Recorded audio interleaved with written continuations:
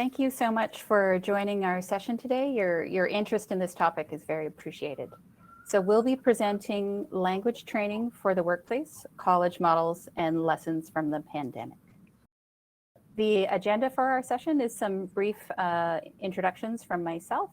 Then we'll be having a presentation from two colleagues from Vancouver Community College, and followed by a presentation from a colleague with George Brown College in the Greater Toronto area, followed by a Q&A at the end.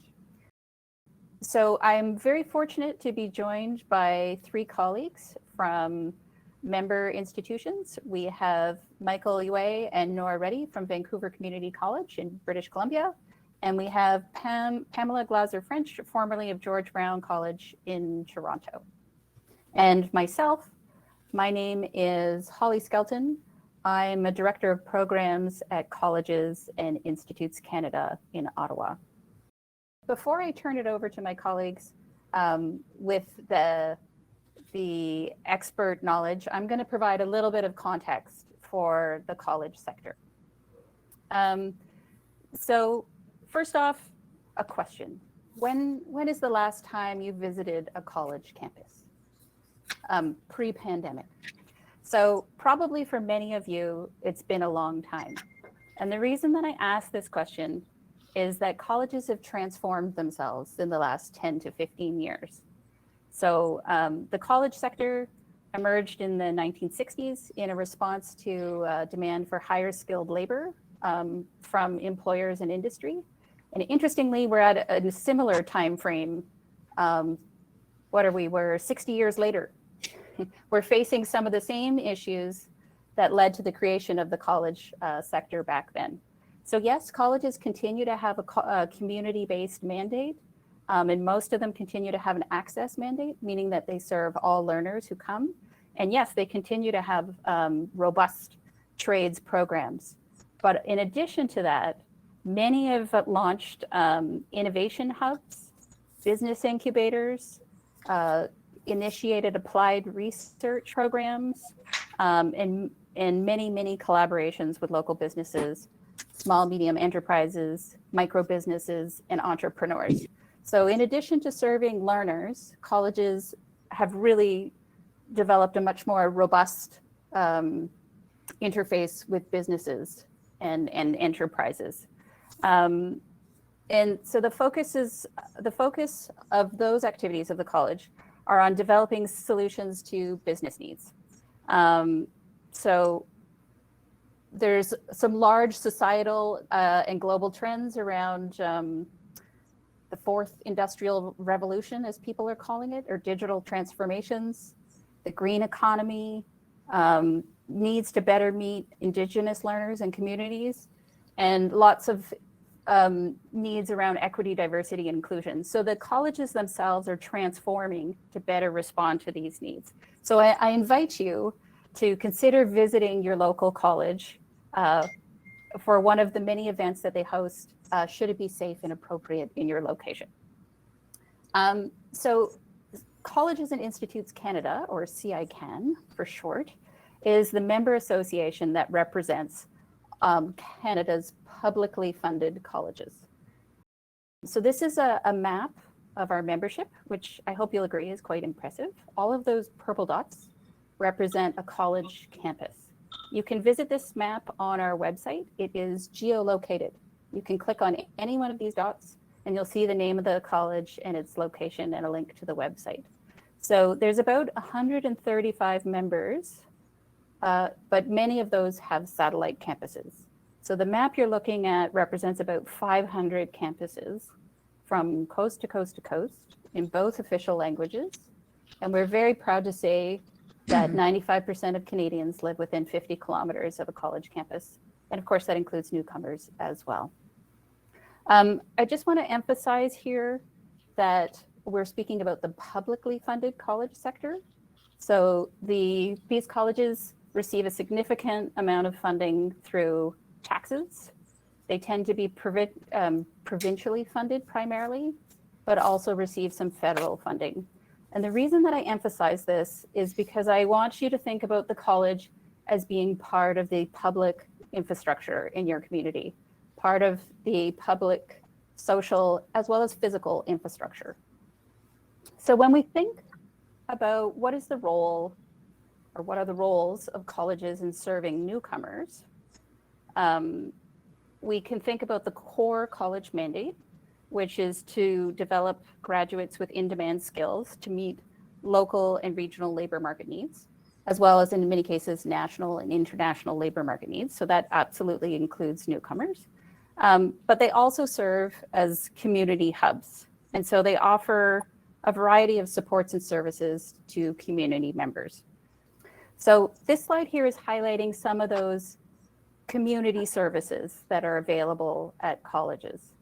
And so this here, what we're looking at is the federal funding landscape, which is just a slice of the pie. If we were to be more complete, we would have included provincially funded services. We don't have access to that information just yet. That's a follow-up activity that we're quite keen to pursue. So this shows a bit of a snapshot of the types of services and supports that colleges are offering right now to help newcomers integrate, particularly into the labor market, although not exclusively. So this represents funding from Immigration, Refugee, Citizenship Canada. And what we see when we look at this is a diversity of services. So if you go and check a college campus, it could be offering any number of these services. In smaller communities, and especially in linguistic minority communities, some college members offer basic settlement services. For example, Éducation, which is located in Vancouver in British Columbia, offers basic settlement services to francophones. We also see some of the colleges are actually run the local immigrant partnership, or the Réseau en Immigration Francophone, the French version. But what we do see is a real prevalence of language training and employment-related services. So the most common type of service targeted for newcomers offered by college is language training or an employment-related service. My colleagues are going to speak in detail to the language training programs and touch a little bit on the employment-related programs. So just recently, Colleges and Institutes Canada published a paper called The Role of Newcomers and International Students in Driving Canadian Economic Growth. I'll ask my colleague if she wouldn't mind putting the link in the chat in case you're interested in reading this paper. So this is really expanding on the landscape as it exists now, as well as proposals for doing more. So in the paper, we've looked at the main barriers to immigrants in accessing the labor market. And unfortunately, we're all very familiar with those barriers. We also look at the international landscape, what other countries what solutions other countries have developed in light of those barriers. And so finally, we look at the Canadian College Network, that map I showed you before of 500 campuses, what we might do together to accelerate labor market integration for newcomers based on what we already do. The previous image I just showed you with language training, employment-related service, basic settlement services, and what more we could do, particularly when you think about colleges as a network. And so in that paper, that's the first thing we want to do is we want to work collaboratively. We want to work as a network. We want to leverage the deep knowledge that resides in colleges that have been serving immigrants for decades. And from that network, we propose a national language training program focused on employment.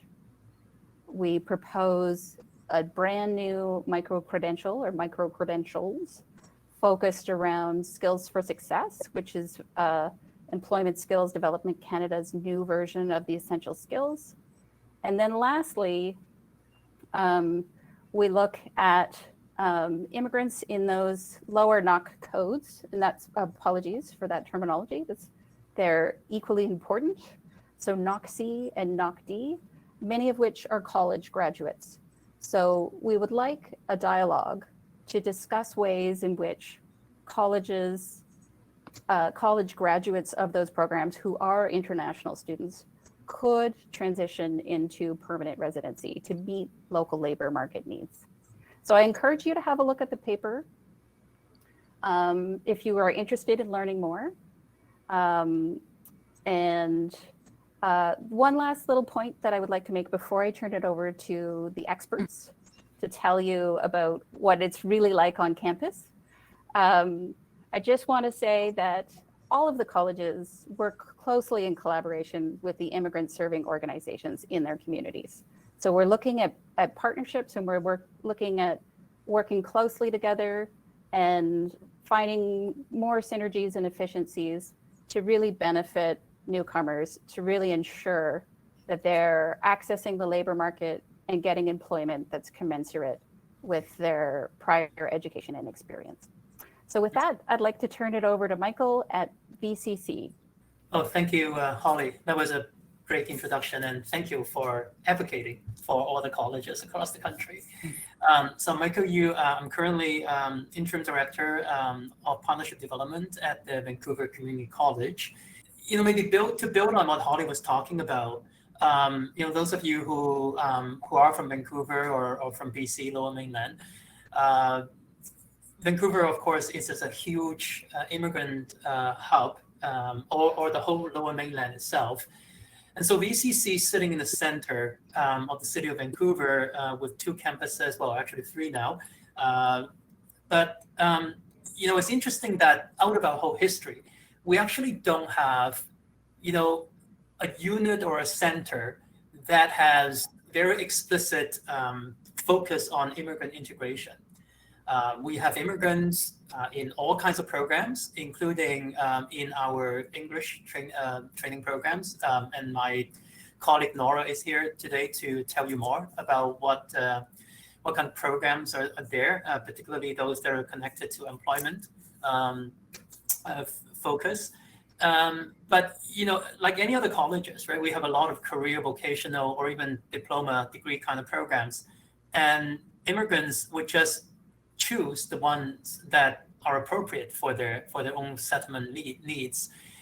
But across the country, many colleges actually would have a certain unit or a center, office, whatever the name would be, to particularly work with their local communities to support immigrant integration. So through programs, through services, whether they are funded provincially by the government, or it could be federal special funding, such as from IRCC. So the gamut of programs and services, it is really, really huge. So I know that today we're going to focus on occupation-specific language training, which is certainly very connected to employment purposes.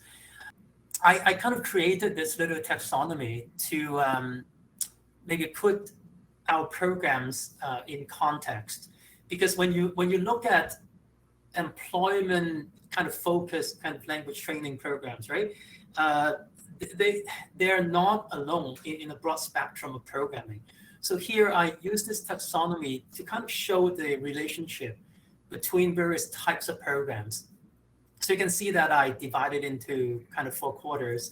So there are programs that are unique just about employment training, and they would not have any language component, right? So a lot of the typical programs in college environments that focus on training students to go into different occupations and sectors, like medical office assistant, early childhood, and care educator. Like these are programs where students need to reach a certain language level. So there's always a language requirement, right, in the prerequisites, in the entrance requirements.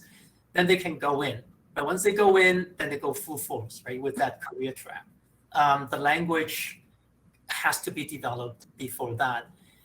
And then at the other end, right, there are language training programs that really are not designed to have any specific connection to employment, right? So a lot of the academic English programs, university level kind of programs, writing, all those are more academically focused. Now, in the end, of course, if students continue with any other post-secondary education, through the upgrading of the language, such as to the programs that I mentioned earlier, that also takes them into the labor market effectively. But this kind of programming is really very much focusing just on language training. Now today, we're looking at the other two types of programs. One type would be employment programs that have a very significant language training component. And Nora later will talk about some programs at VCC that has a very interesting mix of language and vocational training, and how our instructors would be collaborating with one another so that the students are learning in a very integrated manner. And then at the same time, there are language training programs that are designed with very strong employment focus. And Nora will also talk about that kind of program. And usually those programs would sit in language departments, whereas employment programs that have a language component, they may just sit in some of our vocational or career teaching departments. And so if you look at it from the perspective of an individual immigrant, an immigrant comes to Canada, they're introduced to community services, but also to these college-based program options. They would then make their own decisions, right, to move between the different options. And that is, I guess, what we're looking at in terms of their own pathways. And not everyone would start the same way or finish the same way. It all depends on their needs. In my work, I liaise a lot with different community-based organizations who are interested in sending their clients to college programs. I have to admit that the college environment is complex, and it's not always an easy environment, right, for new immigrants to navigate. So I guess that is why some colleges would develop a special center or office to facilitate that kind of navigation. But even at colleges that don't have that, say at VCC, our advising department, these are almost like admissions staff, they would also be very skilled in supporting immigrants to plan their education and career. So encourage your clients, right, to make use of advising or counseling service that are open to any prospective students for that matter. So before I pass this to my colleague, I would just like to encourage everyone to maybe consider 3 questions as you go through the rest of this presentation. The first question is to ask whether there are still gaps in this whole spectrum of employment and language training programs, gaps in terms of service gaps, right? Are there still types of programs that you think would be very useful to help immigrants bridge into the Canadian labor market that are not yet represented?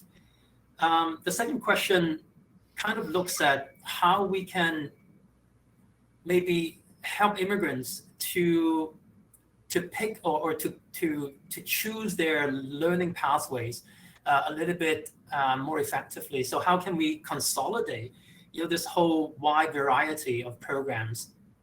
Because sometimes people make decisions, of course, based on limited information that they have, and sometimes the pathway they choose may be a slightly longer pathway than necessary. So how do we do this better with consolidation? And the last question kind of has to do with collaboration, right? How do we bring expertise together?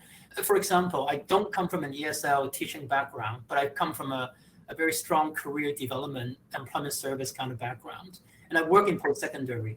But I noticed that in order to help immigrants, the field of language training and the field of employment training need to kind of come together perhaps closer than where they're now.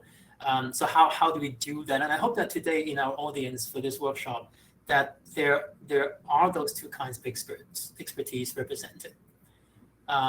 So that's what I have, and I'll now pass to Nora to talk about some of our language or employment-related language programs at VCC. Thank you very much, Michael. Yes, I'll be talking about VCC, Vancouver Community College English as an additional language programs. I want to start by acknowledging that our campuses are located on the unceded traditional territories of the Squamish, Tsleil-Waututh, and Musqueam nations, who have taken care of this beautiful place since time immemorial. I'm just going to specifically talk about what we offer in EAL, the EAL area. I'm the assistant department leader of the area. And I'd like to start by talking about our Pathways program. And this is a provincially designed curriculum. We offer EAL to students from CLB 5 to 9. And the curriculum is aligned with the Canadian language benchmarks. It also has an essential skills, or what is now called skills for success lens. So the curriculum covers the 3 spheres of which are academic, professional, and personal. But each pathway level has elements in each activity that focus on vocational communication skills. So, for example, writing effective emails, considering tone and register, effective networking strategies, analyzing effective cover letters. And we're also working more of moving beyond intercultural communication, which has always been a big piece of all of our courses, to more articulated anti-racist communication strategies related to workplace situations and workplace culture. So that is our Pathways program, which is the bulk of our EAL offering in my area. But they're also attached to 2 certificate courses. These are capstone courses that students can get when they complete Pathways 7 in all skills. That's certificate 1, or when they complete Pathways 9 in all skills, and that's capstone certificate 2. And this is a very unique offering in that it is a focus on a whole class experience, one-on-one coaching, and then real life experiential learning in real time during the 1-month course. So all students are tasked to develop a very specific communication goal related to one of the spheres, either academic, personal, or vocational. But we've noticed that often the students are choosing the vocational sphere for this course. And so what they would do is they would work on defining that particular goal. And then the challenge would be to find a real life experiential interaction to engage with, or several. And as they do their classwork, they're coached one-on-one throughout this month program. And then they will be given specific strategies such as ethnographic observation, working on defining their prior learning and articulating that prior learning, both orally and in writing. And we work on reflective writing skills to engage the students in understanding what they're experiencing in terms of any blocks or challenges or barriers as they move through this goal setting activity.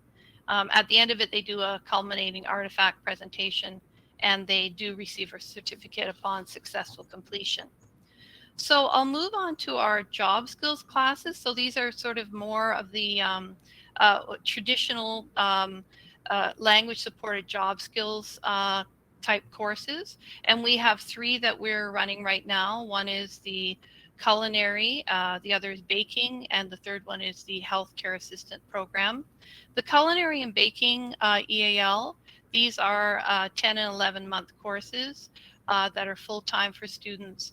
They are, the way we've organized them is that the EAL instructor is working on it virtually a daily basis with either the chef or the baker in the content area. And we have these content courses at our downtown campus. The instructor is working on specific vocabulary development, effective communication strategies within the particular workplaces, either an active working kitchen or in a bakery or a bake place setting. And also they work on job skills and preparation for practicums. So there is a curriculum that is mirrored. So it mirrors the content area curriculum. And then there's this ongoing collaboration between the content area instructor who's coming from the service, so coming from baking, coming from culinary, on an ongoing basis. The HCA, oh, and by the way, these for culinary, the students are coming in at a level 5, 6, and for baking a little bit lower, they're coming in at level 4 or 5 in their CLB levels. Writing being the lower level in each of those. For the HCA program that we have at EAL, HCA EAL at VCC, it is not yet CLB aligned, but we're working on that. Again, the EAL instructor is working with the content area instructors, and there's a very strong support here, again, in anti-racist education and intercultural communication because of the nature of the vulnerable client interaction. There's also work on lab skills and on overall intercultural communication and those kind of skills. I'll move on to talk about our the one occupation-specific language training course that we're offering at the moment, which is called Communication Skills for Engineering and Technology. And this is for internationally trained engineers or technologists at the CLB 7 level.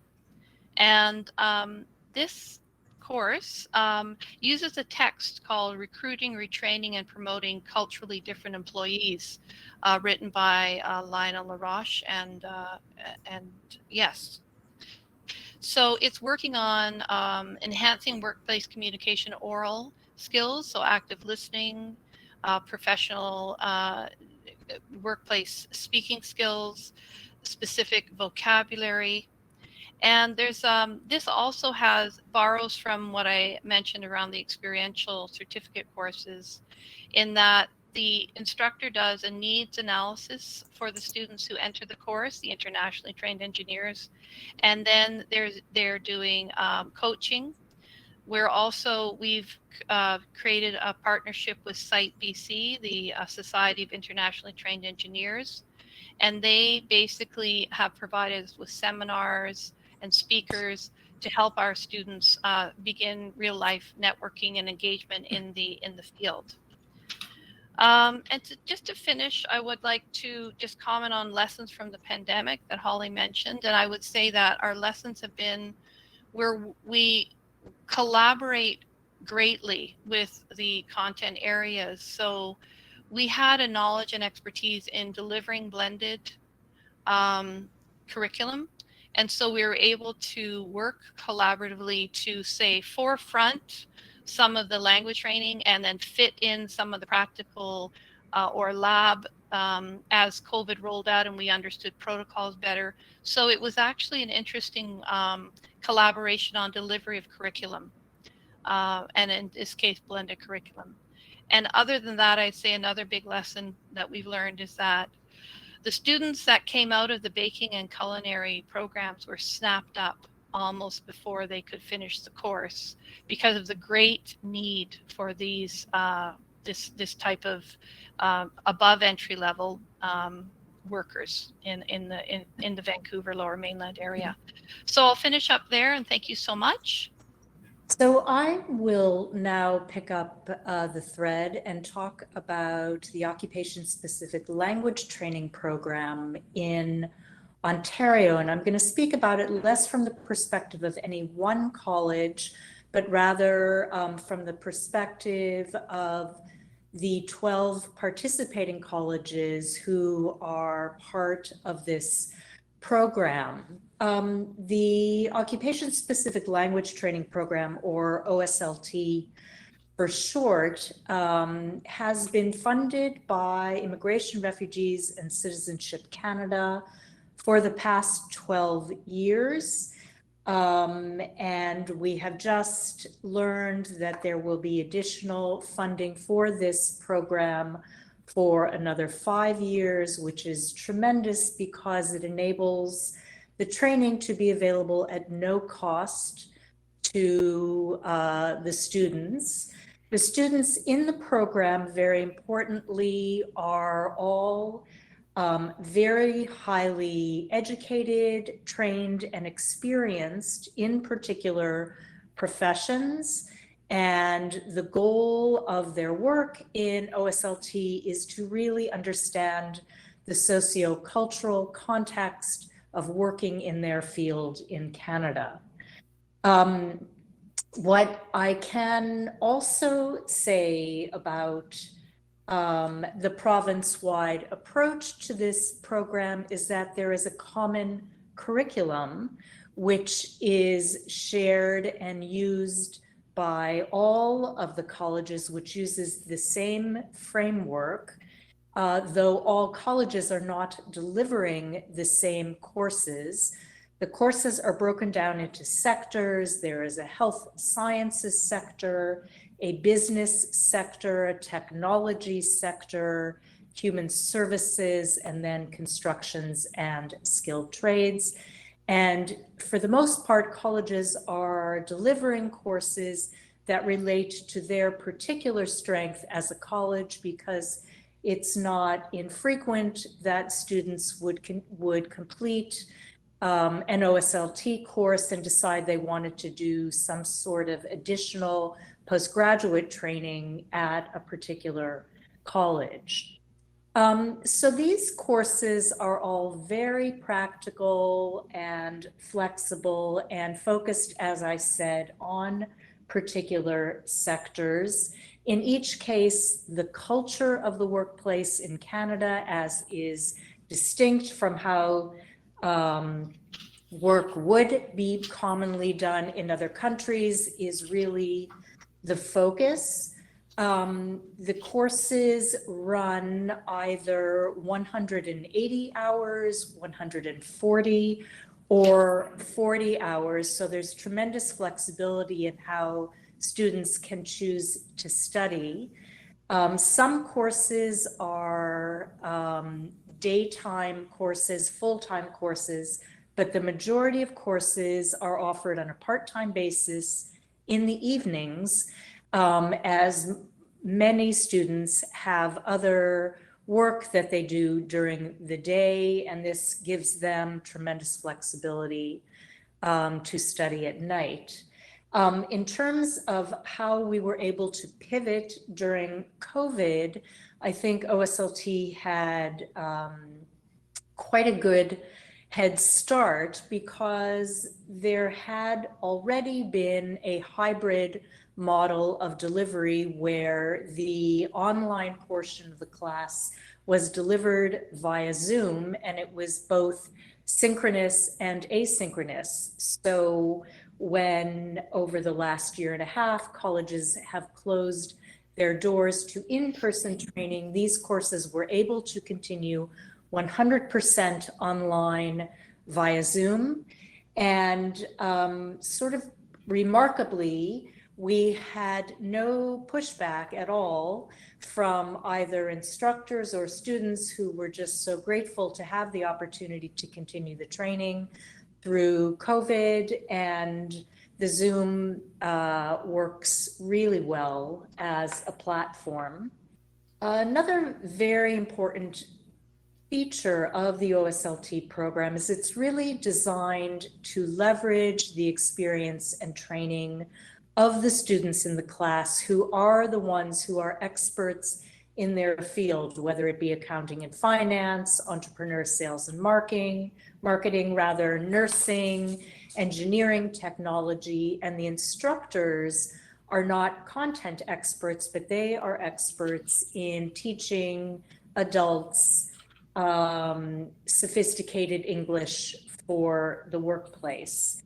And the context of the classroom is such that the students have tremendous opportunity to compare and contrast ways they may have worked in their home countries, way they may have approached communication, particularly with colleagues and supervisors. Much of that is quite different from how communication happens in an often much flatter workplace in Canada. So there's a lot of really interesting comparative cultural kinds of discussion that's happening in these classrooms. And the fact, as I said, that they are quite flexible in the method of delivery, which is both now fully online and in part-time delivery models, means that students can devote themselves to other work while they are taking these classes. I would also say that because students are newcomers to Canada, I neglected to say that the students in the program must be either permanent residents or convention refugees. As the program is federally funded, we cannot, unfortunately, accept citizens into the program. So they are all relative newcomers to Canada. And one of the tremendous outcomes of the sector focus of the classrooms is that the students share common background in a profession. And they are often in these classes as a first real professional setting in Canada with colleagues from similar background, and they build very important and long-lasting professional networks in the context of these classes. The instructors of the classes, while they are not steeped in the content of the field, they do bring in guest speakers, and the coordinators, the various college coordinators, help make it possible for the students in the classes to attend job fairs and other networking events and help connect the students to the broad range of both career services and post-grad programs that the colleges offer, so that students, if they choose to do additional training before seeking work, they have all of those opportunities with the colleges as the background for the courses. I think I will end there. There's lots more that I could say about this, but I think it's probably appropriate to open this up to questions, as Michael and Nora and I have all said quite a lot, and I imagine people may have some specific questions. Terrific. Thank you, Pam. Thank you, Nora. Thank you, Michael. I'd like to ask you first, so hopefully folks, our audience could ideally use the Q&A function to add questions. If you add a question in the chat, that's fine as well. I do see we have several folks in the audience who do have a language training background, so please go ahead. We have some experts with us today, so go ahead and ask your questions. I would first like to start with a question about the types of students that you saw in your programs this past year and a half during COVID. And, you know, ordinarily sorry, I hadn't mentioned, in my portfolio of projects is CICAN's pre-arrival program called Planning for Canada. This program is funded by IRCC. It's been around since 2007, and it primarily serves federal skilled workers. We also serve family class and dependents, but we typically see a large number of highly skilled folks with bachelor's, master's, professional programs, professional backgrounds. And of course, during this past year and a half, 19 months at this point, complete change in clients. So now we see a lot of spouses and a lot of family class, a few provincial nominees, and it's had impacts on our services and how we deliver the services. So I'm curious to hear the perspective from VCC and from George Brown on what, if any, changes that you've observed in your clients in your language training programs during COVID. And perhaps we could start with Nora in Vancouver. That's a good question, Holly. It's interesting, the pivot, or whatever we want to call this experience we've had for the last year and a half, created some really interesting, I think, unexpected results. For example, in a way, we became more aware of our students' living circumstances, because sometimes they were sharing a family computer in a small home, or in some cases, students who were still working were trying to navigate their classes while in their workplace. Um, this whole period of time meant that we really had to go back to our roots as very student-centered. We had to start really working with students on the change of their identities. So some students who had mostly been perhaps working and then coming to school part-time, suddenly they were wanting to and needing to study full-time. Students who hadn't had the time to come to college because they've been working for years at a job, and then suddenly they lost their job, so they were returning to us.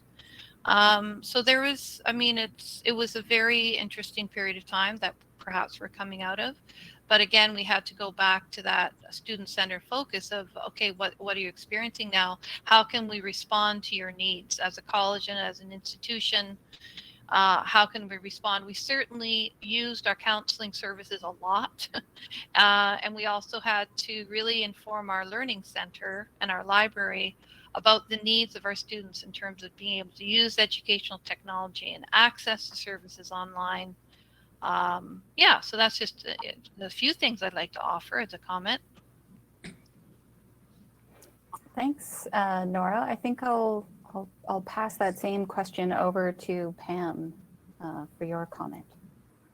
What I will say is that the students that we saw over the past year were especially grateful to have the OSLT program at a time when it was much more difficult to find work. And one of the transformations, if you will, that occurred during the OSLT courses over the last year and a half was really an increased focus on working and meeting and interviewing virtually. And because Zoom is the platform that's used by OSLT, it worked very well as sort of a practice opportunity, but people were finding it increasingly difficult to have opportunities to do the sort of the informational interviewing that they may have done in the past, and spending the time better preparing themselves to go out into the workplace. The pandemic was going to come to an end, was time that people felt was very well spent. So I would say our classes were exceptionally well patronized. Yeah, so yesterday it's actually another conference. So I was at a presentation and I was looking at some of the labor market data that came out very recently, particularly looking at how COVID has impacted different subpopulations, including immigrants. And so the data really clearly show that immigrants are among those more impacted, right, by the pandemic in terms of their employment situation. I think there's always this tension, right? Like when I say tension, I mean the tension within the immigrant in terms of, whether they should pursue language upgrading, or, they should just look for work, or maybe they actually need to do an employment training program. What is the best program, right? If that is the upgrading that they need. And I guess in a way, it's why I kind of came up with some of those questions in my short presentation. Nora, maybe you can add a bit about that. The ESL pathway program at VCC, Nora, I've heard you talk about students coming into the program because of the intensity of the program and the way it is designed. Students may actually be able to move up one CLB level in 3 months, in one term. We know that in some other programming, including even the LINK program, that is probably not going to happen very easily. So I don't know whether it has to do with the program design, or does it have to be, maybe it has to do with the students' willingness to kind of maybe put in more, there's that intensity, right, about needing to upgrade one's language ability in order to advance in the labor market. But I think for a lot of us, having lots of experience working with immigrants, we probably have our own opinion about what it means to advance one level. What does it mean to tell or to inform immigrants about what level they need in order to do what kind of work? And I know that I don't think our audience today can actually speak with their audio, but yeah, I find this always to be a very intriguing situation, I think, for immigrants themselves, but also for professional helpers who assist immigrants. What does it take in terms of language, right, for immigrants to find better work? So the pandemic, I think, is probably pushing the frontier a little bit further. Yeah, I think that, for lack of a better word, the intersectionality of the experience of newcomers. So perhaps their identity is somewhat connected to a profession that they had, and they've come to this new place to settle as a newcomer, and they recognize, I will not be returning to that profession, or I'll be returning to a different level of that profession. And then the language piece is, yes, we are always assessing them and defining them according to criteria around their language knowledge, their language competency, their language expertise. But language is also connected to the sociocultural competencies. It's also connected to, it's in my opinion, as an EAL instructor, it's connected to everything. But I think there is often that tension. And so we have students who come in and they want to take on the role of being a student because it's a breathing room for them. It's a little time and space for them to work on valued communication skills. We also have reluctant students who come to us because they've tried to be in the workplace and engage right away, and they found that they've come up against barriers. So they're with us as reluctant college students of EAL. And there always is going to be that natural, normal tension. Again, I think the experiential coaching course that I described is one of the most interesting experiences I had as an instructor, and definitely within our program, because we're allowing students to articulate very specific personal goals and then interact in the real world and get coached and get time to reflect. And I think that reflective piece is almost ridiculously luxurious nowadays, and especially luxurious for newcomers. It shouldn't be, because reflection is key to moving forward in any area of our life.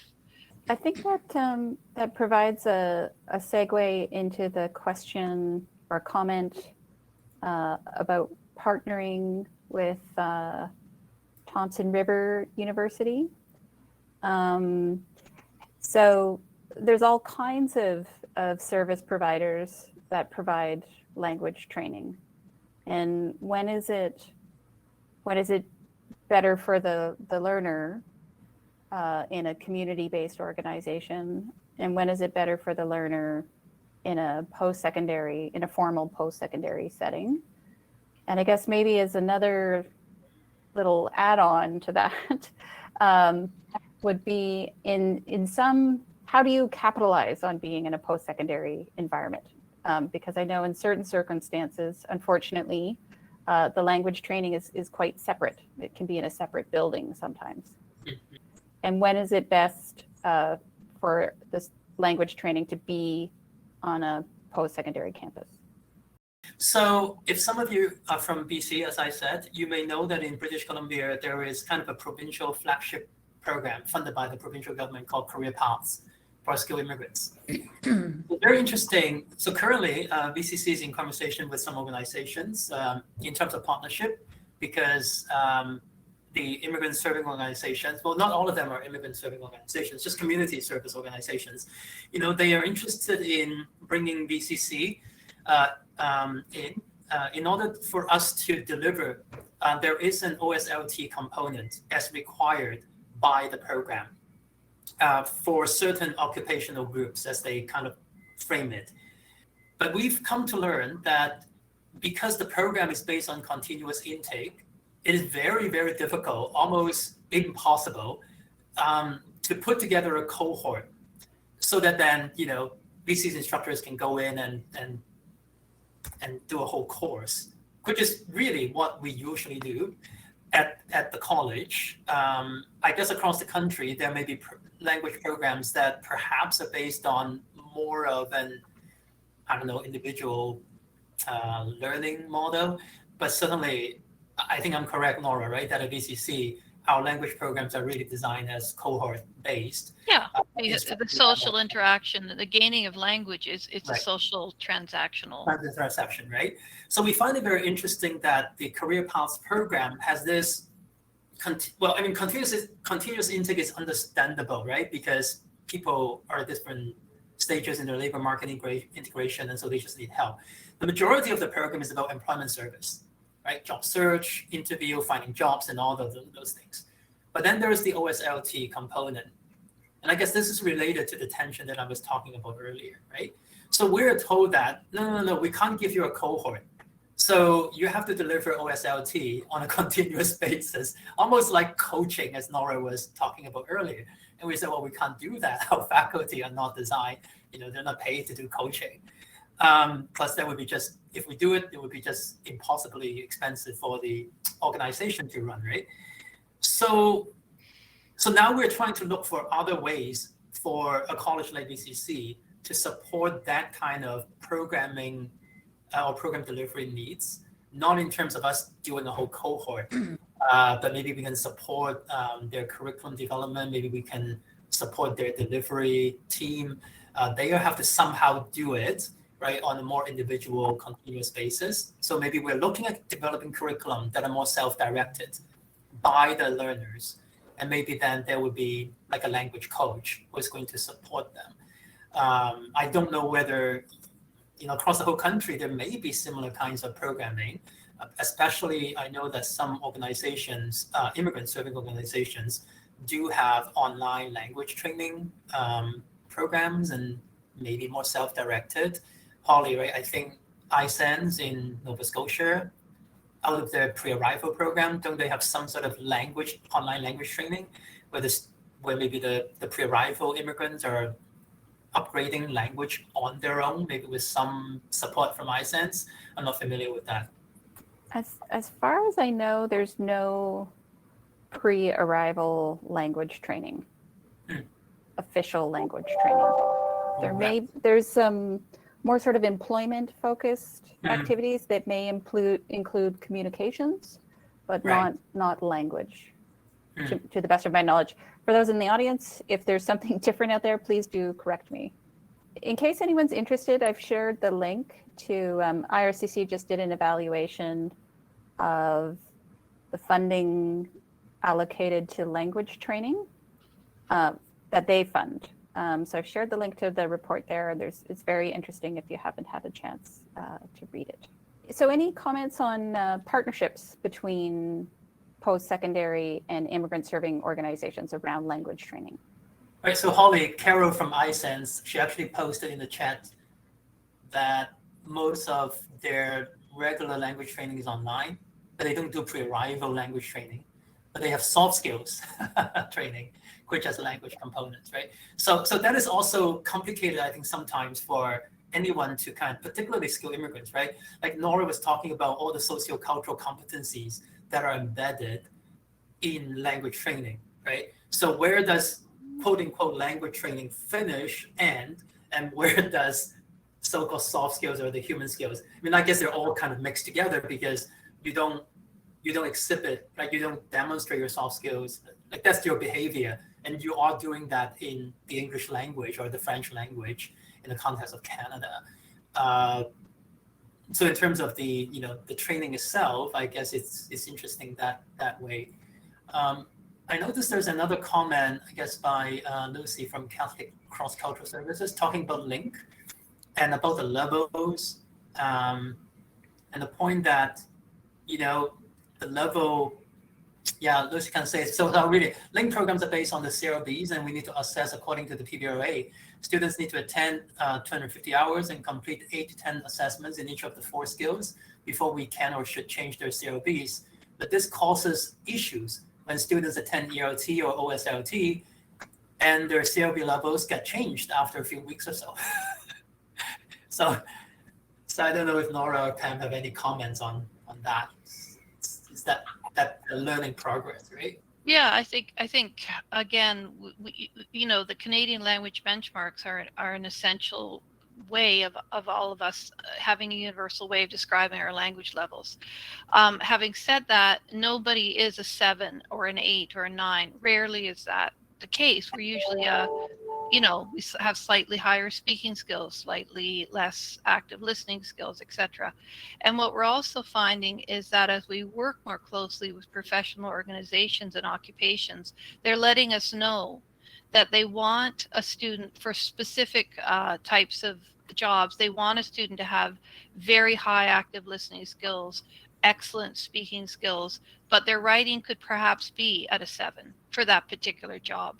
So again, I think we need to be, in some cases, less hidebound around the numbers and more perhaps in tuned with, regulatory bodies, specific occupations, that kind of thing. Having said that, we have this sort of golden ticket concept and pathways, which is we are articulated for English grade 12 English equivalency when they finish Pathways 8, and that just de facto becomes a goal for many of our students to finish the Pathways 8 in all skills, because that gives them that kind of level of language for transferability and for mobility as they move forward. Well, Holly, another point to it, I remember, I think it's in the CICAN report, where there's reference to a national language program, OSLT program, but also with work experience component. Yeah, I don't know across the country what's the scenario from one organization to another, but it is true that I think I really agree with that. I think it is really important for us to look at language training programs across the country and make sure that, particularly at a certain higher level, where the immigrants should be able to function right in the workplace in whatever manner that is possible, that language program should have a work experience component, because that's really where the application is. And I think it is important for us to have employers validating the competencies of the learners. I'm speaking about this not really from a language perspective, because I don't teach English language, right? But more from an employment perspective. We're doing a very small pilot project here at VCC to try to provide some work experience for NORA students and also in the LINK students. But I know that some colleges, I think, for example, it could be Bow Valley in Alberta, they have a LINK program, which is funded by IRCC. But then they also, I think, find provincial funding to offer what they call LINK at Work. So they actually focus, their career center works with the LINK program to offer work experience for the LINK students. So that is interesting approach, right? Then I guess it can kind of deal with the tension that I was talking about.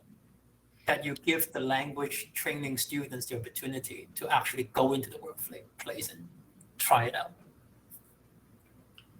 There's a lot of really good comments coming up in the chat, really interesting things that people are sharing. I just wanted to say that,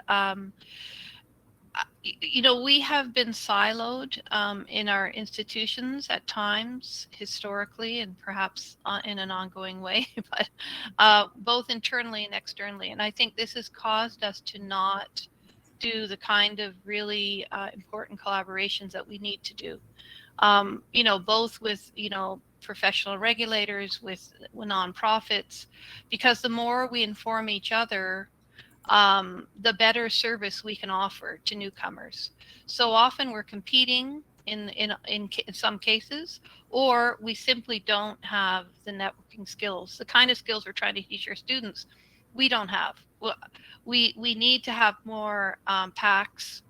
We need to develop more informal collaborations, low stakes collaborations, and we need to keep all of our assessment protocols and documents alive. So, because I think we've all seen this last year and a half. I've learned things I never thought I'd learn in my entire life. I have become an educational technology specialist de facto at gunpoint. I didn't want to learn all I had to learn, but I did learn it because I had to learn it. And I think that that's the thing we can figure out. And at the end of the day, it's not a terrible thing. I just think that we need to be collaborating much more vigorously because everything has been changed. Our students are telling us this, that perhaps they got displaced from work and they want to go back to a different job when COVID is over. They want to enter a different type of work because they've had this break. And so we need to be not trying to fit square pegs into round holes. We need to be giving our students the chance to take on experiential learning, which would then might lead them to appropriate occupation specific language training. But I think we need some breathing room for learning and language exploration, which could be related to work, professions, and that's my 2 cents. That's such a fantastic point, Nora. And I think too, it could be a lot friendlier for the newcomer learner. I think there's a mapping exercise, or there had been a mapping exercise of language training programs in certain cities, and the pathways that they came up with and the number of service providers was very large and complicated. So learners would go somewhere for CLB 1 and 2, and then they might go somewhere else for another level. And then if they were looking for a particular add-on or something that was offered by another agency altogether. And so just actually mapping the landscape was quite a large task. So of course, if we're talking about Toronto, there's hundreds, maybe more than hundreds of service access points, and just navigating that can be extremely complicated. I would imagine it's quite complicated in Vancouver as well. But yes, that's the point regarding more flexibility, and specifically the learning language in the workplace.